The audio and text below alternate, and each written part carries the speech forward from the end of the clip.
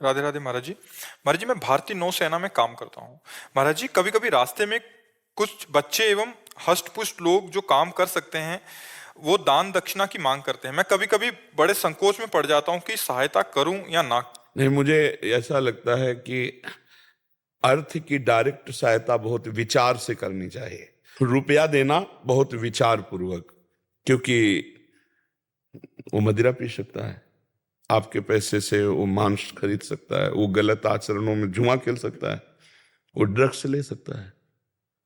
तो अगर आपको शरीर पोषण के लिए चाहिए तो हम भोजन दे सकते हैं। जहां नजदीक भोजनालय हो आप हमारे सामने पाइए, पैसा हम उसको दे देते हैं या भोजन खरीद के दे देते हैं। अगर सर्दी लग रही है आपको तो हम हमारी जितनी सामर्थ्य है हम आपको वस्त्र दे सकते हैं। अन्यथा अर्थ देने में पहले हमें जांच करना पड़ेगा कि अर्थ का सदुपयोग होगा कि दुरुपयोग। अगर दुरुपयोग हुआ तो आप हिस्सेदार बने, वो पाप आपको लगेगा। तो इसीलिए जहां धन दिया जाता है तो वहां पात्रता की, लेकिन भोजन में पात्रता की जरूरत नहीं, भोजन का सब अधिकारी है। ठंडी लग रही, वस्त्र देने में पात्रता की है वो, पर पैसा देने में पात्रता की बात देखनी है कि पैसा बहुत संभल के दे। नहीं तो आप मान लो 2 किलो सेव खरीद लिए, एक एक सबको दे दिए। आपको अगर ऐसा लगता है 10-20 समोसा खरीद लिए, एक एक सबको दे दिए, हो गया। अर्थ देने के लिए हमारी थोड़ी बुद्धि कहती कि सावधान होकर के ही देना चाहिए, क्योंकि प्रायः लोग दुरुपयोग करते हैं। कोई अर्थ का सदुपयोग करता उन्हें प्रायः दुरुपयोग करते हैं। कोई न कोई व्यसन, कोई न कोई नशा आदि ऐसे ना। तो हम नशा के लिए पैसे नहीं कमा रहे हैं। हमारा पेट भूखा है तो आप भोजन पा लीजिए, सर्दी लग रही तो हमें से जो बना वो हम आपको वस्त्र दे सकते हैं अंदर। आपने आगे लिखा है कि कुछ लोगों ने इसको व्यवसाय भी बना लिया है। कुछ हाँ, बच्चे दस बिल्कुल पंद्रह इकट्ठे बिल्कुल करके और व्यवसाय नहीं, बहुत तरह की सब। तो हम इतना ही प्रार्थना करेंगे कि जिसकी श्रद्धा हो 1 दर्जन केला ले लो, 2-2 बांट दो, फल बांट दो, भोजन दे दो, आवश्यक हो तो उचित वस्त्र दे दो, बस इससे काम चल जाएगा। क्योंकि इतना जैसे जीव को अगर हम अर्थ, तो फिर जानकारी हमें होनी चाहिए कि अर्थ का दुरुपयोग करने वाला व्यक्ति तो नहीं है। अगर ऐसा है तो उसको हम अर्थ का सहयोग कर देते हैं। जैसे हमको तब से ज्ञान हुआ, दर्शन करने राधा वल्लभ जी के जा रहे थे तो एक बच्चा, एक महिला, एक छोटा बच्चा, एक पुरुष का, बाबा जी सुनो सुनो।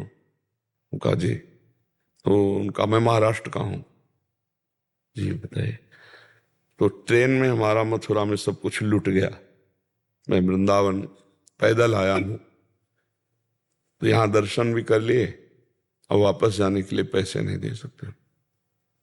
और दूसरे दिन देखा वो दूसरे व्यक्ति को फंसा के खड़ा किए हुए, वो हमसे बात ही नहीं किया। वो तो जिस आदमी को फंसा रहे थे वो तो चला गया, वो हमसे बात ही नहीं किया, चल दिए। तो हमें लगा इनका मतलब व्यापार है, क्योंकि ऐसे मांगने में 10-20 रुपया देंगे और किराए की उसमें, अब बच्चा है, स्त्री है, बेटा है, तो लगता है कि बात सत्य होगी। हो सकता है इनकी जेब कट गई, हो सकता है इनकी बैग कोई उठा ले गया हो। मतलब फ्रॉड को पहचानना, क्योंकि फ्रॉड जो झूठ है, छल कपट है, इतनी सफाई से किया जाता है कि अपने लोग तो समझ ही नहीं सकते। वो तो अगर दूसरे दिन दिखाई नहीं देता तो हमारी समझ में नहीं आता। फिर हमें समझ में आया कि मतलब इतनी जोर का, तो हमको दान पुण्य बहुत संभाल के करना है, बहुत संभाल के करना है। बहुत से ऐसे जो मदिरा पान करते हैं, जो ड्रग्स लेते हैं, तो हमको अर्थ का बहुत सोच समझ के दान करना है। किसी का एक्सीडेंट हुआ है, अब वो कौन है मत देखो, उठा के ले जाओ, अस्पताल में ले जाओ, 10,000 50,000 लगा दो, कोई परेशानी नहीं। उस समय आवश्यक था और वो पात्र था, लेकिन वो बैठा है और पैसा मांग रहा है। आप उससे कहो एक सेव ले लो, कहेगा नहीं, रुपया दे दो, एक ही देना चाहते तो एक ही दे दो। मतलब क्या है? मतलब क्या है भाई? भिक्षा में बैठे हैं तो जो मिला उससे अपना उदर पोषण के, भिक्षुक तो यही है कि जो मिला। लेकिन आप देखना, आप 2 केला देना चाहो तो मुश्किल ही हो, तो कहेंगे 1 रुपया देना चाहो तो 1 रुपया दे दो। पैसे की मांग होगी। पैसा अगर दुरुपयोग ना हो तो बढ़िया है भाई, कि जैसे कोई वृंदावन वास कर रहा है, वो किराए से रह रहा है, भिक्षा मांग कर किराया दे रहा है, भजन कर रहा है, तो चलो भाई ऐसी बात तो देने में भी अच्छा लगेगा, 2 रुपये हमारे भी उसमें सहयोग में हो जाएंगे। पर वो शाम के शराब पी के लुढ़का रहेगा, इसके लिए तो नहीं देना है। ये जानकारी रखनी चाहिए, तभी धन देना चाहिए। धन को बहुत संभाल के पात्र को देना चाहिए, सुपात्र को, कुपात्र को नहीं देना चाहिए। ठीक है महाराज जी, डर इस बात का रहता है कि कहीं किसी फ्रॉड के चक्कर में किसी सही जरूरत वाले को कोई ना दे पाऊं। वो भगवान बता देंगे, भगवान बता देंगे। आप भगवान के नाम जप करो, आपकी दृष्टि में आ जाएगा ये आदमी वास्तविक कह रहा है।